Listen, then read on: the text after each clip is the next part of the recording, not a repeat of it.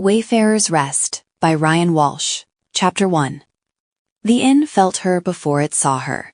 A thin rope of gentle magic came first, running ahead of her along the old King's Road, frayed, tired, absolutely refusing to break. Third light work, threshold sigils, old hospital charms worn smooth from being used too often on too many people who should have died and somehow didn't. No fire, no blades. The kind of magic that knew how to keep people alive in places designed to break them.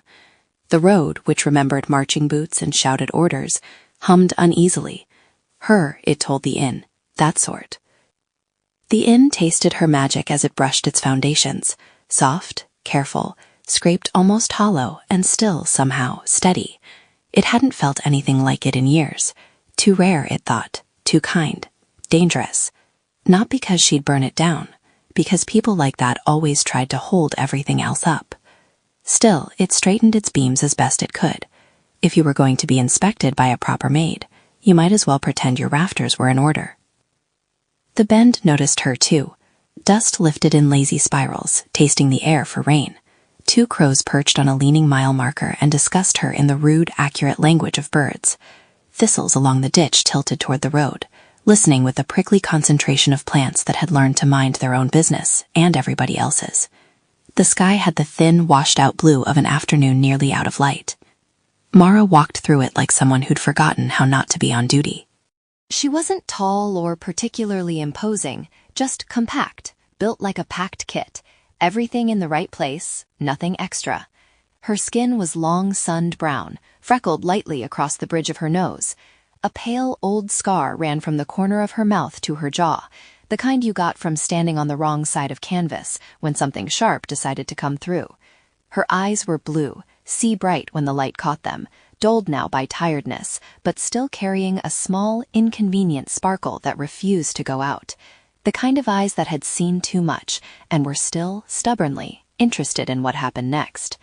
Her mouth looked like it knew exactly how to smile, and had done so often once, but these days preferred to check the room before it tried. Fine, earnest lines at the corners told on her, not from laughter alone, but from all the times she'd stayed awake so other people could sleep, and then said she was fine about it.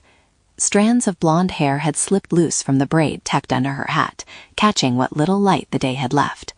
As she walked, they glowed softly against the dark wool of her cloak, little uninvited flashes of gold that hadn't yet learned how to go dull. On her head sat a hat. The hat was black and undeniably, unapologetically pointy.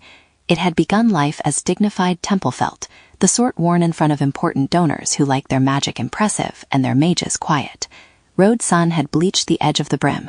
Rain had bent the point into a permanent contrary lean, as if it had spent years arguing with the wind and refused to concede. Someone, almost certainly Mara, had mended a worn spot with bright blue thread and no respect at all for straight lines.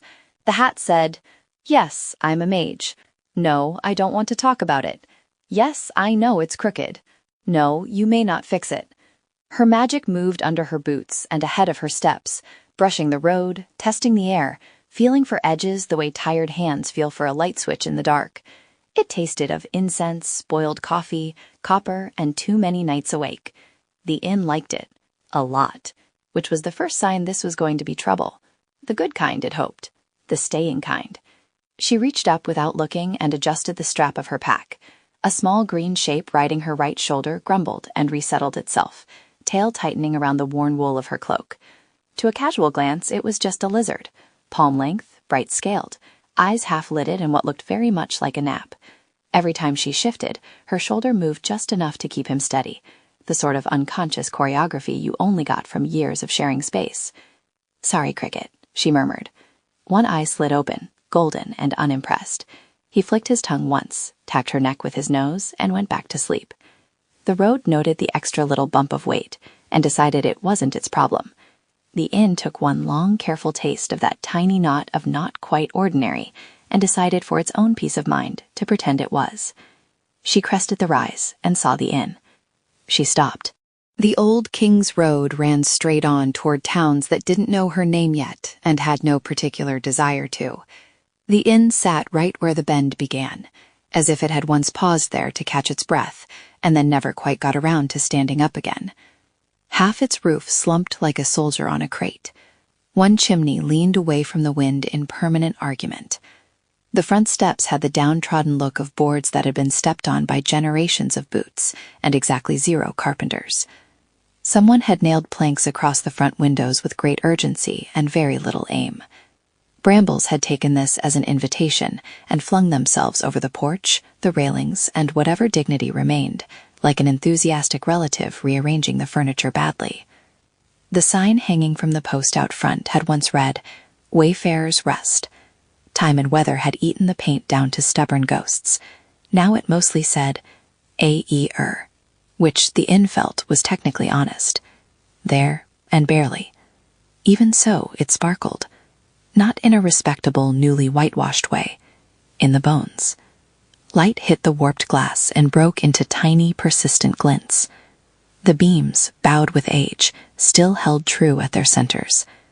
Old magic lay over the hearth bricks like the memory of sunlight on stone. Faint, patient, not gone. The iron lantern hook above the door waited with the smug assurance of something absolutely certain it would be needed again. The inn did its best to look casual about all this. This, Mara told it, is a terrible idea.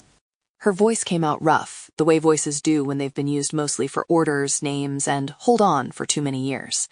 The inn, which had already decided she was the most interesting disaster to approach this bend in a decade, declined to respond. One of the porch boards gave a hopeful little creak. In or out? It asked. Her pack dug into her shoulders. The folded deed pressed along her spine beneath her cloak, stiff as a scolding finger. "This is yours," it said, in ink and seals. "Licensed way station, bend of the Old King's Road. No commander, no rota, no orders. This is ours," the road hummed under her boots. "Don't make it worse." "Not that kind of terrible idea," Mara muttered. "I'm retired." The road made a sound that, in road language, meant, "Sure you are." On her shoulder, Cricket opened one eye, examined the inn, and bumped his nose against her jaw. She breathed out through her nose, something that almost remembered how to be a laugh. "Not helping," she told him, but noted. He closed his eye again, which, as far as the inn could tell, counted as a vote in favor. She stepped off the road. The grass along the ditch flattened in a resigned wave. A cricket somewhere in the weeds stopped mid-song, reconsidered its life, and started again in a different key. The 2 crows on the mile marker shuffled closer together. "Oh, this should be good," one said in crow. "Shh," said the other. "Plot." The first step onto the porch wheezed under her weight, the long-suffering sound of wood that'd been asked to do just a bit more than it was built for. The second step groaned dramatically, as if auditioning for a different, more tragic building. The third, catching itself just in time, made a small, startled squeak. It hadn't expected to be stood on again. Now, suddenly, the outcome mattered. "Don't worry," Mara told it. "I make worse noises getting out of bed." If the inn had had a face, it would have smiled. People who could make bad jokes while tired tended to be the ones who held and held and held until something gave way. It didn't particularly want her breaking here. It wanted her staying.